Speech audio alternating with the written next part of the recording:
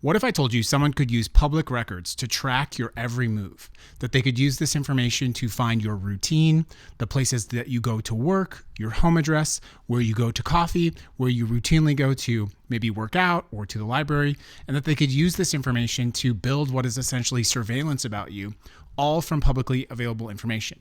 Well, a judge in Washington has set in motion this very possibility with something I have warned you about in the past, which is flock safety cameras. That's because a judge has ruled that flock safety data is public record.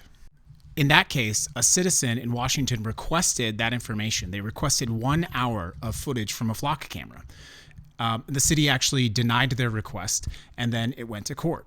Well, eventually a judge ruled that that information was in fact normal public records. But because this case had gone through court, the images that they had requested had been automatically deleted. But why these camera agreements are also dangerous is because city officials are now giving some of that information to federal authorities who are also using it to surveil people.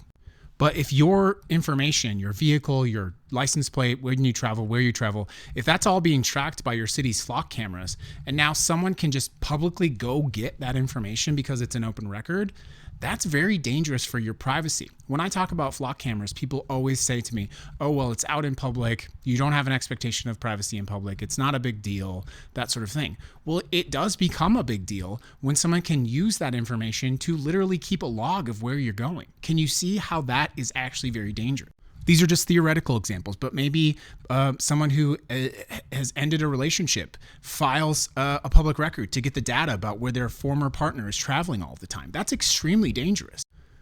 People could track where you go to church, where you go to the grocery store, where you go get gas. And that can be used by almost anyone to harass you. Traditional investigations require things like warrants. They have to have a limited scope, and they have to have things like probable cause. But these flock cameras are just gathering data all of the time, and using it to build algorithms.